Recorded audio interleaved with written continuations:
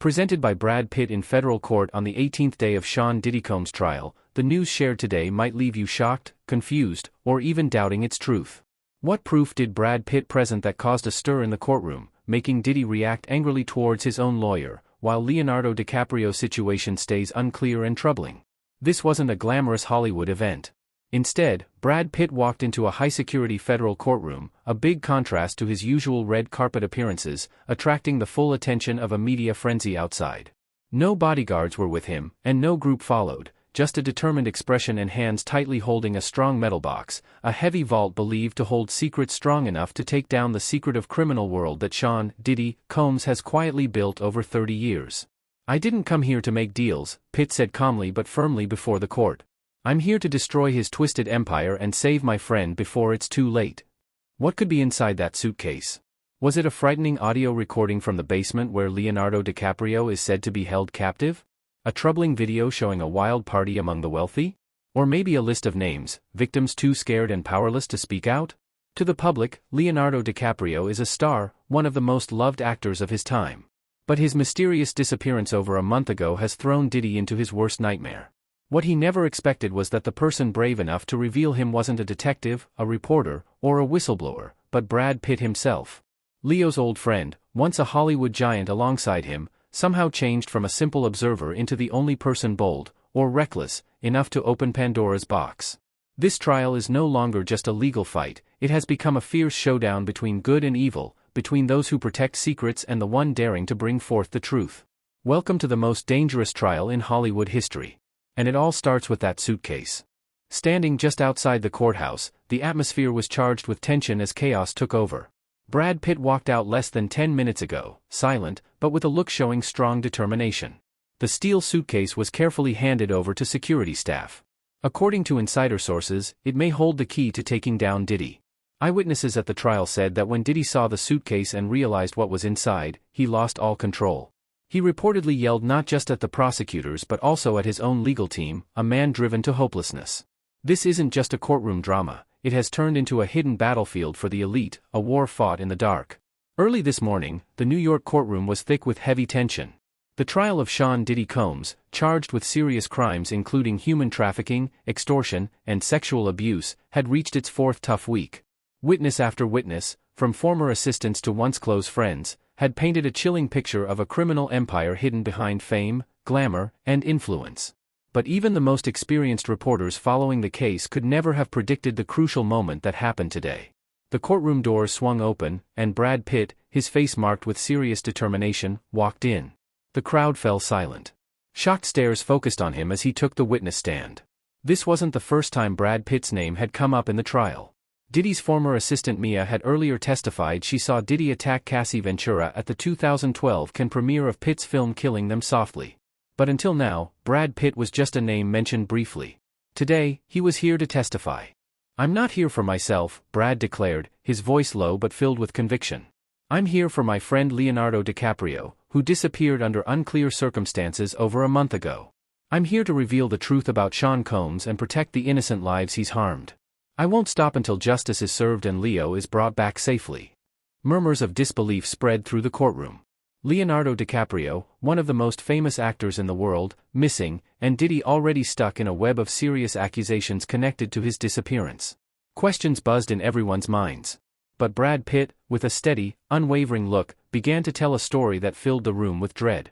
Over a month ago, Leonardo DiCaprio vanished without a trace. No texts, no calls, no clues. His family, friends, and Brad Pitt, his close friend for over 20 years, were thrown into a panic. "Leo isn't the kind of person to vanish without a word," Brad testified. "He's careful, always has a plan." When Leo didn't show up for their yearly gathering in Malibu, Brad realized something was terribly wrong. Brad, along with Leo's mother Ermeline and sister, checked every possible lead. They searched his New York apartment, his Los Angeles home, and even his hidden getaway in France. Nothing. His phone was dead. His social media was quiet. The police started an investigation but only gave vague replies. Hope started to fade. Until one important night. An unmarked package appeared at the entrance of Brad's Hollywood Hills home. No sender's name, just a lonely USB drive. With a heavy heart, Brad plugged it into his computer. The screen lit up, showing a grainy, low-quality video, likely filmed by an old security camera. There was Leonardo DiCaprio, tied to a metal chair, his face bruised, lips bloodied, clothes torn. He was in a dark, dirty room, like an abandoned basement. A distorted voice came through the video: "Prepare $10 million in 48 hours. Contact the police and he dies." The video ended with Leo trying to lift his head, his eyes desperate but holding a faint glimmer of hope. Despite the threat, Brad's first instinct was to call the police. But at that moment, his phone rang. It was a number he didn't recognize. The courtroom was thick with tension as Brad Pitt's testimony hit its high point. Each word he said seemed to hang heavily in the air, the seriousness of his statements sinking deep into the minds of everyone there. This was not just any trial, it was a clash between two worlds, the bright illusion of Hollywood glamour crashing into the harsh reality underneath. Brad's hands shook a little as he set the steel box on the witness stand. The room went quiet again, all eyes glued to the heavy metal case that seemed to hold the very core of truth and danger. "The evidence inside," Brad started, his voice calm despite the emotions bubbling beneath, "is more than just papers or recordings. It is proof of a system built on fear, control, and silence. This is what Leonardo risked everything to reveal." As the prosecution showed the first file from the hard drive, a hush fell over the courtroom. The screen flickered to life, showing blurry footage from a hidden camera, footage of a secret meeting at a private villa in the Cayman Islands. There, Sean Diddy Combs could be seen speaking coldly with several shadowy figures, a media giant, a powerful politician, and a crime boss. Their talk was chilling. "If anyone talks," Diddy warned, his tone icy and deliberate, "they don't live to see another day. I've handled 3 already, including that actor you know about." The jury exchanged worried looks. The mention of a mysterious actor's death, rumored to be connected to Diddy, only added another layer of terror to the unfolding story. The camera then showed Diddy holding a handwritten list, 12 names marked as priority targets, with Leonardo DiCaprio's name on it. "That list," Brad explained, "is a kill list. Anyone who knows too much, anyone who threatens to tell the truth, they're on it." The tension in the room was thick. Some jurors covered their mouths, trying to deal with the immense scope of the conspiracy. In the gallery, Diddy's daughter sat frozen, tears streaming down her cheeks as she turned away from the screen, unable to bear her father's harsh revelations. Then came the second file, a deeply unsettling video filmed by Leonardo during a secret party in a Paris wine cellar. This footage showed a strange and dark ritual called the sacrifice ceremony. A young woman, tied up and surrounded by flickering red candles, lay on a stone altar as Diddy, dressed in a black cloak, recited a mysterious scripture that proclaimed her a gift to the empire's everlasting life. Along with the video was Leonardo's personal journal, a raw and heartbreaking account of his fear and guilt. In one entry from 2020, he wrote, "I tried to distance myself from Diddy, but he knows too much. He has footage of me at one of his parties. If I speak out, he'll go after my mom and sister. I've gathered this proof to make up for it, but I don't know if I'll live long enough to show it." The courtroom was silent, only broken by Brad's steady but somber voice.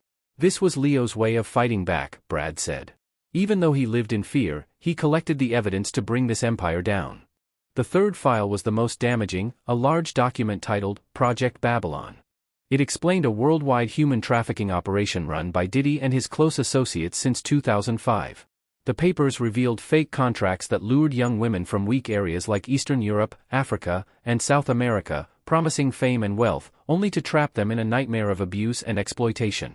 A map marked 12 hidden locations around the world, luxury safe houses in the Caribbean, Dubai, and Southeast Asia, where victims were kept captive. The documents explained how drugs and threats were systematically used to break their spirits, along with lists of bribes and gifts sent to powerful people to keep the operation secret. One chilling line from the dossier made the room shudder: "After use, take them to the furnace. Leave no trace." The weight of the evidence was clear. The defense team, led by Mark Agnafo, tried to fight back with their usual strategy: discredit the witness.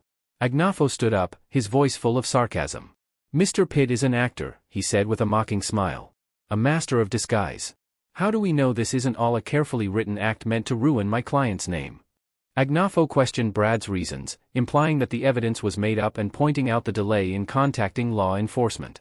Why would a man like Brad Pitt put his legacy on the line for an unverified story? Is he seeking fame, or is this part of a bigger scheme?